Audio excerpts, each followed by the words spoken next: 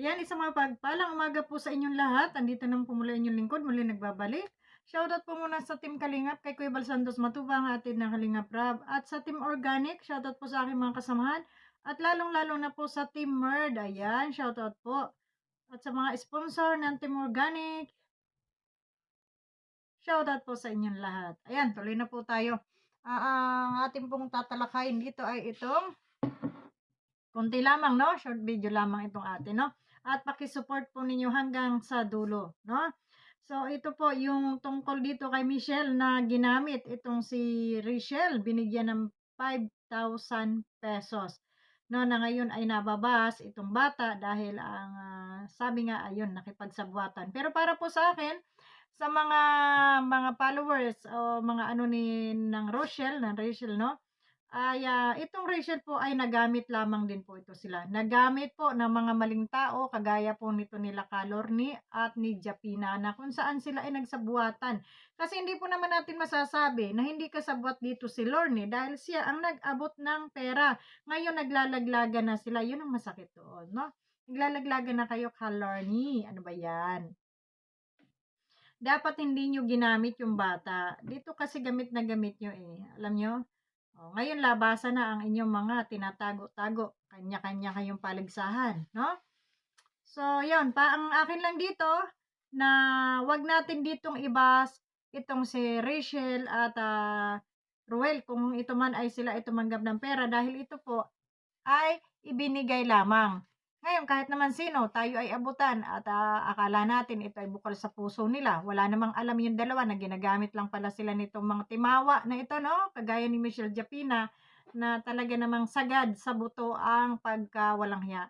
Sagad sa kaluluwa, napakaitim po ng budhi ng babaeng ito na talaga namang wala nang ginawang matino sa kapwa nila, no? Lahat ay gustong pasukin, makapaghiganti lamang kay Kuya Bal. Ito po si Japina kasi parang ito yung nahibasan ng pagmamahal na hindi napansin. Obsessed siya kay Kuya Bal, no? At gustong-gusto niyang maangkin si Kuya Bal sa hindi niya maangkin, ito yung kanyang ginagawa. Paghihiganti, ginagamit yung mga tao na walang muwang. Kaya para sa akin, doon na, kasi marami ako nababasa na dapat daw, isama ito si Rachel sa tanggalin sa kalingap 'no. Wala naman pong alam yung bata diyan 'no. Wala namang alam itong si Rachel diyan sa mga plano nitong mga nasa paligid niyang mga timawa, kagaya nitong mga nagsabwatan ano, sabihin na natin 'to mga timawa kasi mga makakapal ang mga mukha nitong mga ito, eh, 'no? Oo, lalong-lalo na ito si Japina na talaga namang, pangsarili na lang ang iniisip. Na walang ibang inisip kundi makaganti, makaganti, makaganti dito sa Kalingap, 'no? Makaganti kay Kuya Bal dahil lagi siyang ini-ignore ni Kuya Bal, 'no? Hindi siya pinapansin sa kanyang mga kadrabahan. Ngayon ang dami na naman niyang dakdak na kesyo siya ang nagpapaangat. Siya ang nagpaangat sa channel ni Kuya Bal, siya ang nagpaangat, siya ang tumutulong sa channel ni Ruel. Mahiya-hiya ka naman diyan, tablan ka naman sana ng hiya. Naku, yung channel mo nga.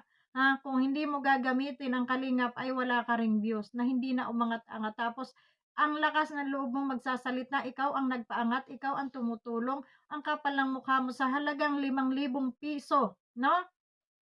Nasira mo yung tao, 'no? Ang galing ng plano niyo, 'no? Ang mga plano niyo. Kaya po dito sa mga ano, kung kayo man ay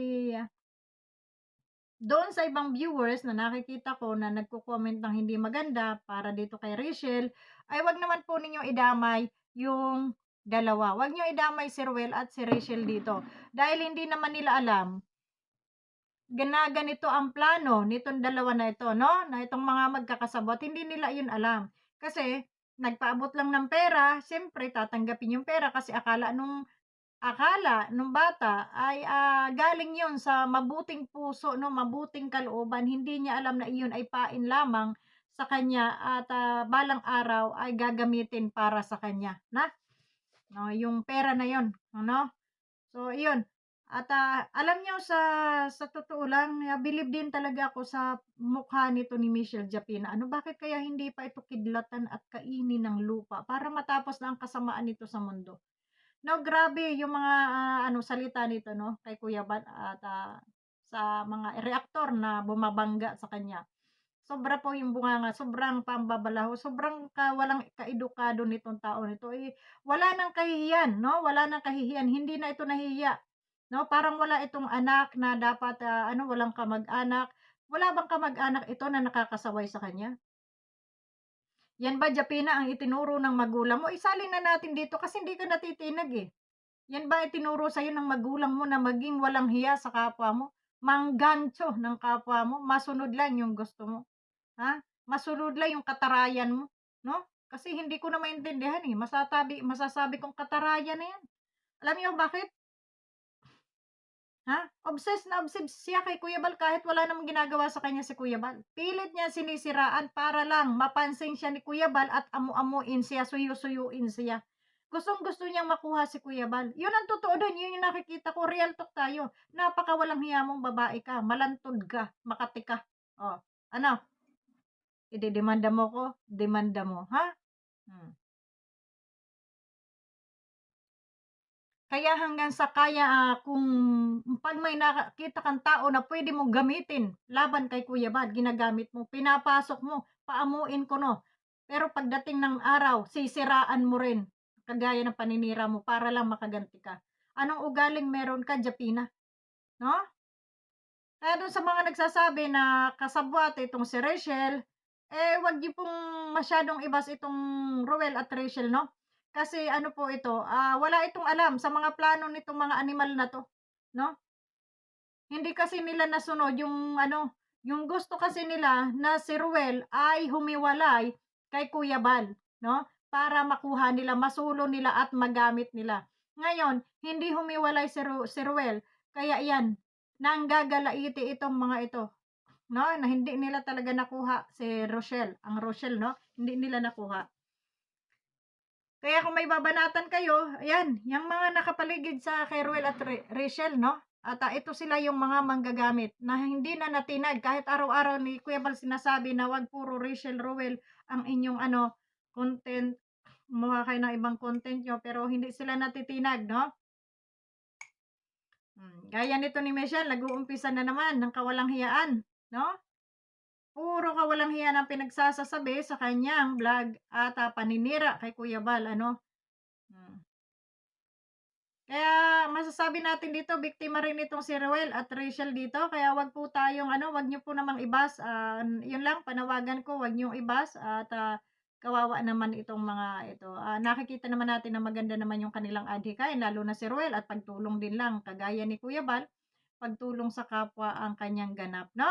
Kung may mga pakilig-kilig man sila diyan ay bonus na lang 'yan, yung mga pakilig-kilig nila na 'yan at 'wag niyong masyadong seryosohin 'no?